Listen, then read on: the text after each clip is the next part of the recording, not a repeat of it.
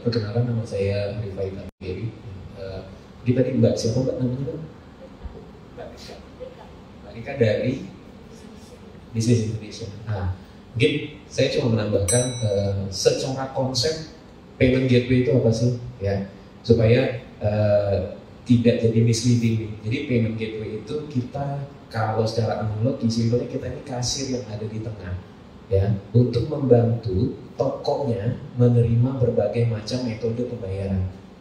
Nah, jadi untuk payment gateway, ya, semakin banyak pilihan metode pembayaran yang disediakan akan semakin menarik untuk merchant, dalam hal ini adalah tokonya. Karena kita tahu bahwa channel pembayaran itu juga bisa menjadi entry barrier bagi pembeli.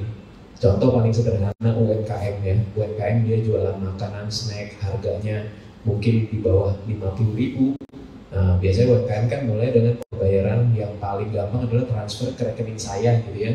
Nah, begitu ketemunya rekeningnya misalkan hanya bank A, lalu si pembelinya nggak punya bank A, akhirnya jadi entry barrier. Aduh, saya rugi biaya transfernya dong. Udah bayar ongkos kirim terus ada biaya transfer. Supaya penjualnya ini lebih bisa penetrasi ke marketnya semakin bagus lagi, maka pilihan pembayaran semakin banyak akan semakin bagus untuk toko. Jadi memudahkan pelanggan. Jadi mulai dari bayar pakai kartu kredit bisa, pakai virtual account bisa pakai kris di scan, bisa pakai e-money, bisa pakai pay later, yang sekarang memang secara tren lagi meningkat banget. Banyak sekali penyedia layanan pay later, ya, yang mungkin ada beberapa brand yang kita sudah banyak kenal di pasar, baik itu untuk transaksi secara online maupun offline.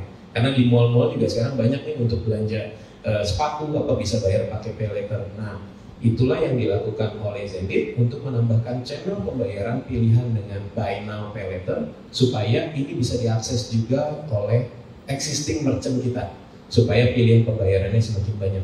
Dari sisi mungkin menjawab dari sisi absolute number-nya, ya, karena secara tren ini juga masih hal yang baru, ya. Absolute number-nya tidak terlalu besar memang, tapi cukup menjanjikan. Jadi yang kita lihat adalah pertumbuhan transaksinya itu terjadi 10 kali lipat. Memang kalau dibandingkan dengan channel pembayaran yang ada, buy now pay later ini belum masuk ke dalam jajaran yang cukup tinggi. Dan memang yang jadi favorit untuk orang Indonesia masih virtual account untuk metode pembayarannya. Tapi kita lihat semakin banyak pilihan metode yang ada akan semakin memudahkan pelanggan, semakin memudahkan merchant untuk meningkatkan pertumbuhan ekonomi digitalnya. Kira-kira seperti itu gambarannya.